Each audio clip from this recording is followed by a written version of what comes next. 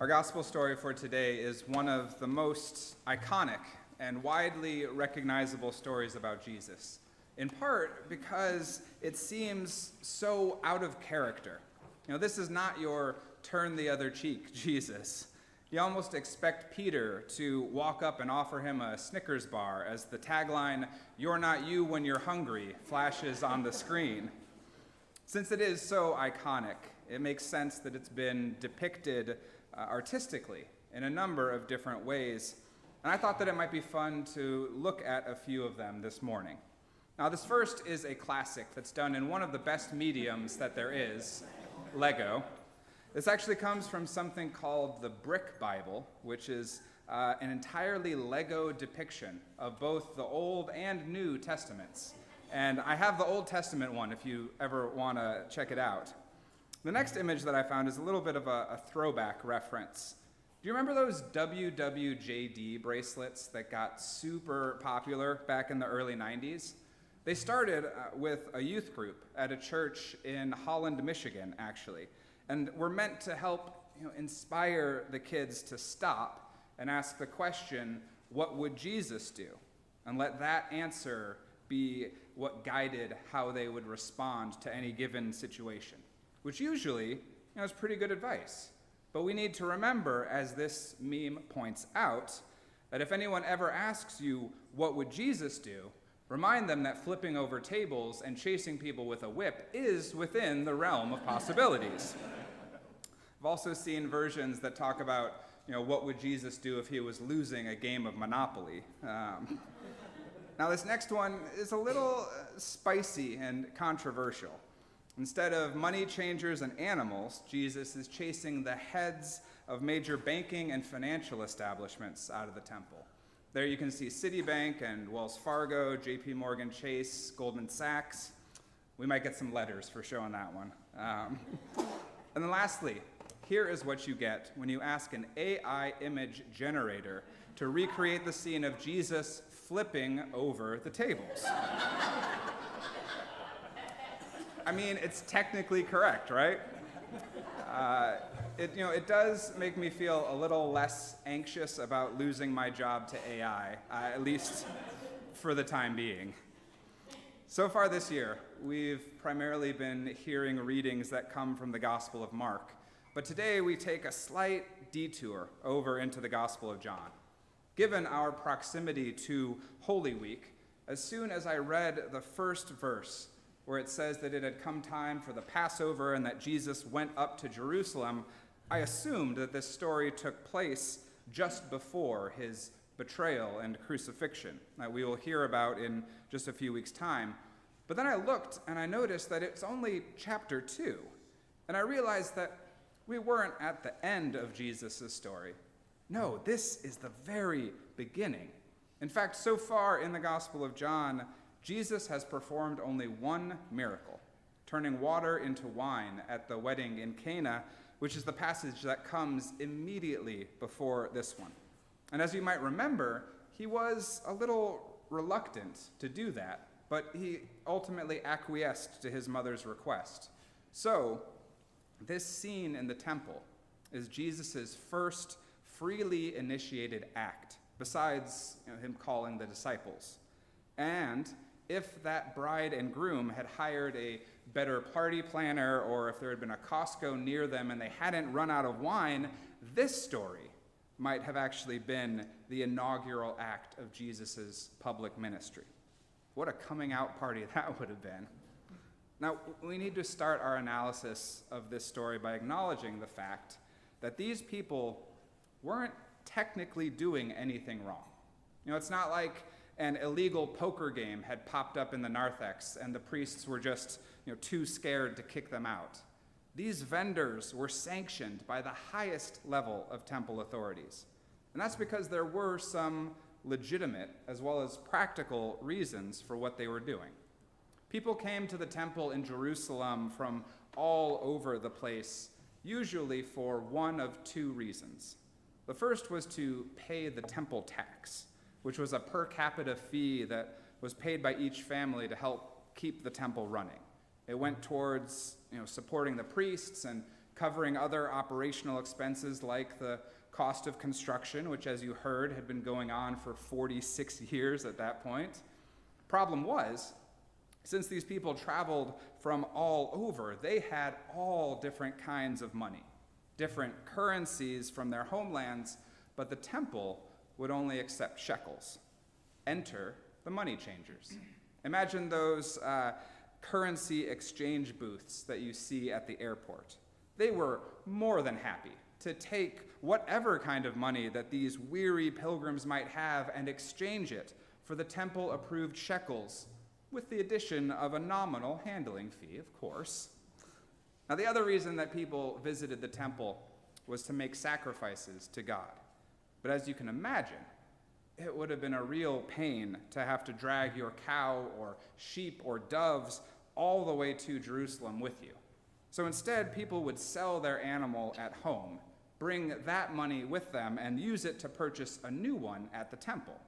Additionally, Jewish law had this requirement that the animals being offered up as sacrifice be, quote, without blemish. And rarely did the animals that people brought with them from home meet such a high standard. But fear not. You can almost hear their sales pitch, right? Why, we just so happen to have some perfectly acceptable and blemish-free animals right over here. And for what they are worth, plus a small convenience fee, of course, you can have your pick.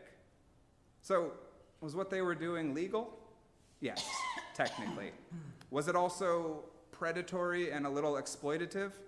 Yeah, but it was also necessary, at least in regards to how the church functioned in that day and age.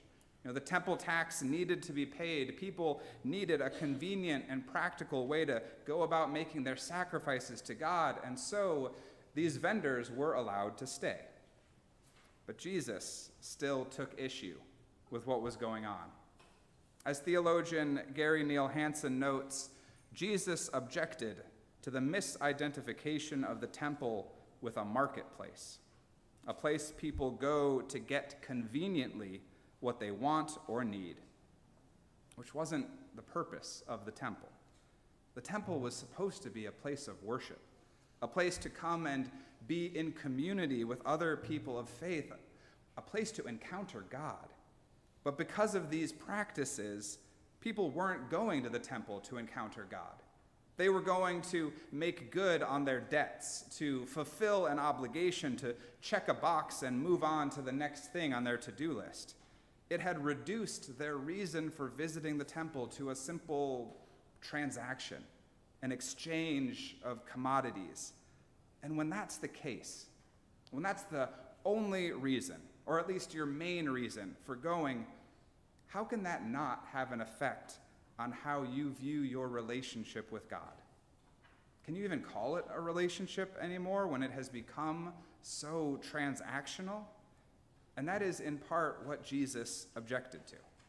This idea that faith, that the church, that religion was all about transactions with God as opposed to an authentic relationship with God.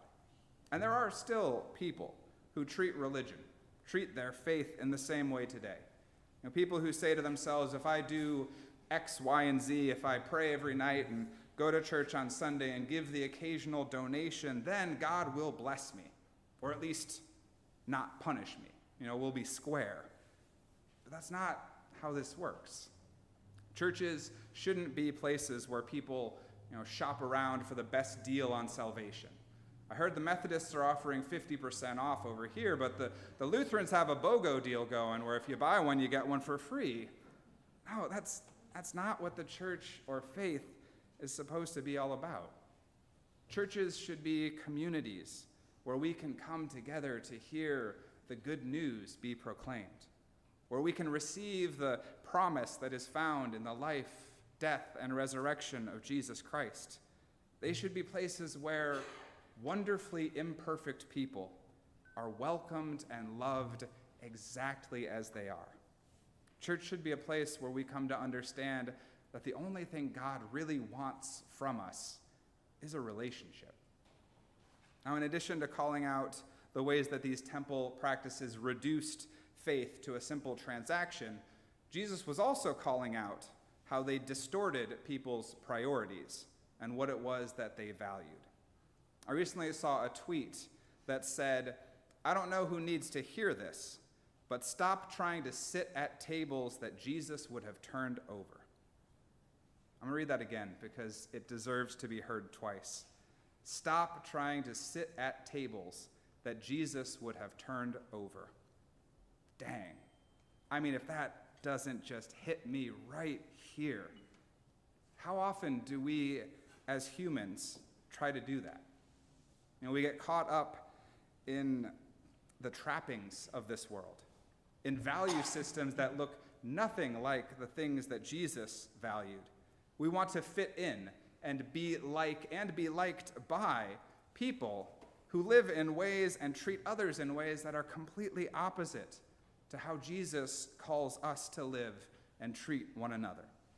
How often does our desire to succeed, our desire to fit in, our desire to be recognized or admired or loved, how often do those desires cause us to just rip off that WWJD bracelet and try to squeeze in one more chair at the cool kids table, at the table of whatever it is that society tells us we should value, at a table, by the way, that is not big enough by design and intentionally doesn't have enough room for everyone because scarcity drives demand. And what good is it to sit at a table where just anyone can plop down? So we end up prioritizing the wrong things, which ultimately leads us into idolatry. The famous theologian Paul Tillich's understanding of idolatry has always resonated with me. He believed that idolatry was what happened when someone or something other than God occupied a person's ultimate concern. That's a fancy philosophical way of saying whatever it is that we place above God, at the top of our hierarchy of what's important in life, whatever it is that we pledge our allegiance to above all else, that is what becomes our God. That is what we truly worship. Martin Luther said something similar when he said, "Whatever your heart clings to and confides in, that is really your God." In our first reading for today, we heard about Moses receiving the 10 Commandments.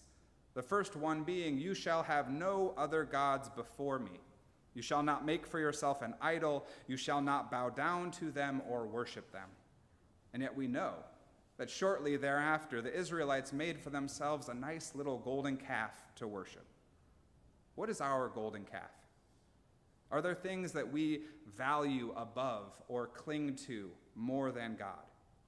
The answer won't be the same for everyone, but it's an important question to consider. In moments of fear and uncertainty, what gives you peace and comfort?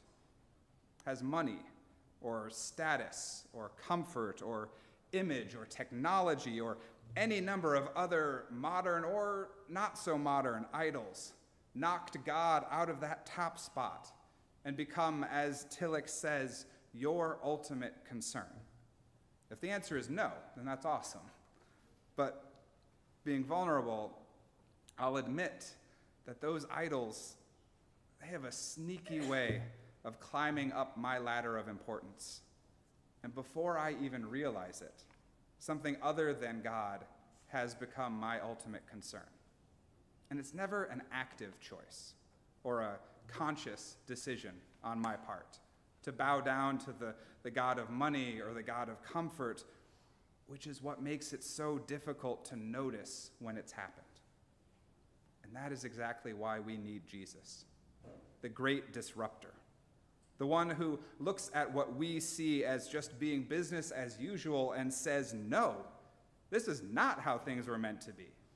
Jesus, who storms into the temples of our hearts and our minds and flips over the tables, startling us from complacency, who causes us to look at the world with fresh eyes, no longer accepting what society tells us is important or which tables we should be clamoring to get a seat at. Jesus says enough is enough. It's time to clean house and return God to where God belongs. Amen.